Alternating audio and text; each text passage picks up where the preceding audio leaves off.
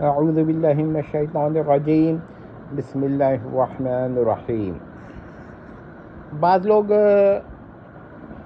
ان کو اندازہ نہیں ہے کہ احمد رضا صاحب بریلوی کے جو فتاویٰ ہیں مستند، یعنی 6 جلدیں امجدیہ سے اب چھپ چکی ہیں، لیکن جو اس کے اوپر ہے نا وہ قابل اعتبار اتنی نہیں ہے۔ جیسے جیسے وقت گزرا ہے جو بعد کی جلدیں ہیں وہ تسلیم نہیں ہوتی، لیکن بہرحال ہم ان پہ ہی بات کریں گے۔ دیکھیے، احمد رضا صاحب بریلوی کا عقیدہ ہے کہ خدا اور رسول کا علم برابر ماننے والا معلومات کے اعتبار سے، جبکہ وہ خدا کے علم کو ذاتی اور نبی کے علم کو عطائی مانے تو یہ شخص مسلمان ہے۔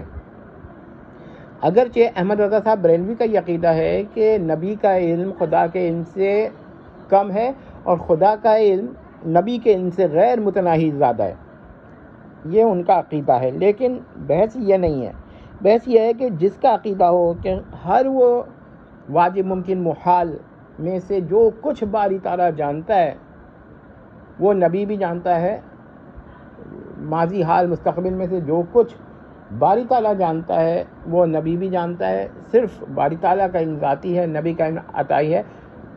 باری تعالیٰ اور نبی کا علم مکمل طور پر معلومات کے اعتبار سے برابر ہے۔ تو اس شخص کے عقیدے پر اس کو نہ تو مشرک قرار دیا گیا اور نہ اس کو کافر قرار دیا گیا، جبکہ ایسا شخص اس قسم کا کافر و مرتد ہے جس کے کفر میں شک کرنا بھی کفر و شرک ہے۔ لیکن اب ہم احمد رضا صاحب بریلوی کے دفاع میں یہ کہیں گے کہ یہ ان کا فتویٰ نہیں ہے، مگر ان کے فتاویٰ میں بس جگہ پا گیا ہے ان کے، اگرچہ یہ فتویٰ ان کی یہ جو جلد ششم ہے یہ ان کی زندگی میں ہی چھپی ہے۔ انہوں نے نہیں دیکھا ہوگا، ہم ایک احتیاط برتتے، تکفیر نہیں کرتے کسی کی، صرف اس بنیاد پر کہ ہو سکتا ہے کہ یہ فتویٰ ان کا نہ ہو اور کسی نے لکھ دیا ہو اور بعد میں لوگوں نے نہ دیکھا ہو اور انہوں نے بھی یہ جلد نہ پڑھی ہو، ایک احتمال۔ لیکن یہاں پر 2 مسئلہ ہے، ایک اور مسئلہ ہے۔ وہ مسئلہ یہ ہے کہ الدولۃ المکیہ میں اس کے حواشی میں احمد رضا صاحب نے پھر یہ عقیدہ لکھا ہے۔ یہ عقیدہ بھی بہت خطرناک ہے۔ اب ان کو احمد رضا صاحب بریلوی کو یہ عقیدہ اگر جو شخص منسوب کرتا ہے کہ ہاں واقعی انہوں نے یہ فتویٰ دیا تھا کہ ایسے شخص کی عدم تکفیر کی جائے، تو پھر ہمارے پاس کوئی راستہ نہیں ہے، اور کیونکہ یہ تو ایسا عقیدہ ہے جس کے کفر و شرک ہونے پہ شک کرنا بھی کفر و شرک ہے۔ لیکن ہم تو یہی کہیں گے کہ وہ حواشی بھی احمد رضا صاحب بریلوی کے نہیں ہیں، انہوں نے الدولۃ المکیہ نہیں پڑھی ہوگی دوبارہ جب وہ چھپی، یہ ہم ان کے ساتھ وہ کرتے ہیں اسی وجہ سے۔ لیکن آپ لوگ دیکھ لیجیے کہ کیا مسائل ہیں، کس کی تکفیر ہوتی ہے کس کی نہیں ہوتی ہے۔ لیکن جو لوگ مانتے ہیں کہ یہ انہی کی تحریر ہے اور فتویٰ بھی انہی کا ہے، تو وہ کس طرح تکفیر سے بچاتے ہیں ہمیں تو سمجھ میں نہیں آتا، کیونکہ یہ بہت خطرناک بات ہو جاتی ہے، کیونکہ یہ اس قسم کا عقیدہ ہے جسے کفر و شرک میں شک کرنا بھی کفر و شرک ہے۔ کل کوئی کہہ دے کہ غیر اللہ کے لیے، مثلا کسی نبی کے لیے علم ذاتی محدود ماننا شرک نہیں ہے، تو کوئی مانے گا؟ نہیں مانے گا۔ اسی طرح علم عطائی لامحدود ماننا یہ بھی اسی طرح کا کفر و شرک ہے، جس کے کفر و شرک پہ شک کرنا بھی کفر و شرک ہے۔ اسے اختلاف جو کرے گا وہ اپنے آپ کو اپنے ایمان سے کھیل رہا ہے،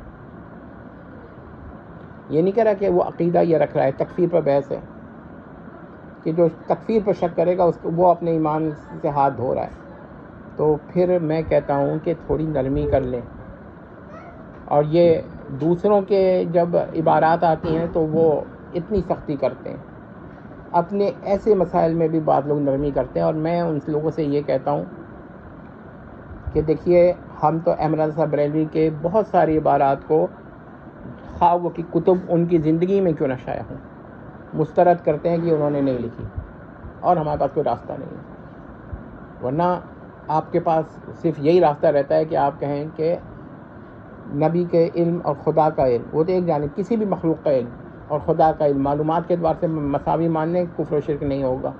ہاں غلط عقیدہ ہو سکتا ہے، یعنی احمد رضا صاحب کے اگر ان فتاوا کو مان لیں تو ان کے اعتبار سے تقلید تو ہو سکتی ہے، تکفیر نہیں ہو سکتی. بہت ہی خطرناک بات ہے. یہی وجہ ہے کہ ہمارے وہاں نرمی ہے، ہم بہت ساری باتوں کو مسترد کر دیتے ہیں.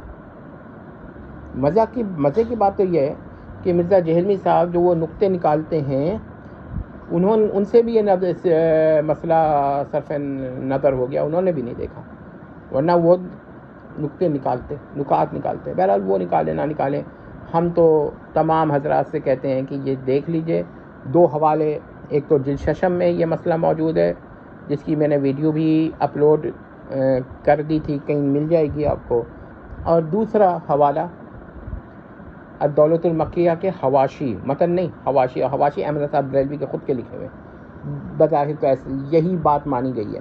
ہاں اگر کسی نے ان کے نام سے اور لکھ دیا ہے وہ ایک الگ بحث ہوگی. امید کرتے ہیں کہ آپ کو مسئلہ سمجھ گیا ہوگا کہ احمد رضا صاحب بریلوی کے زندگی میں بھی چھپنے والی اہم ترین کتب میں تحریفات کا امکان ہے کم از کم.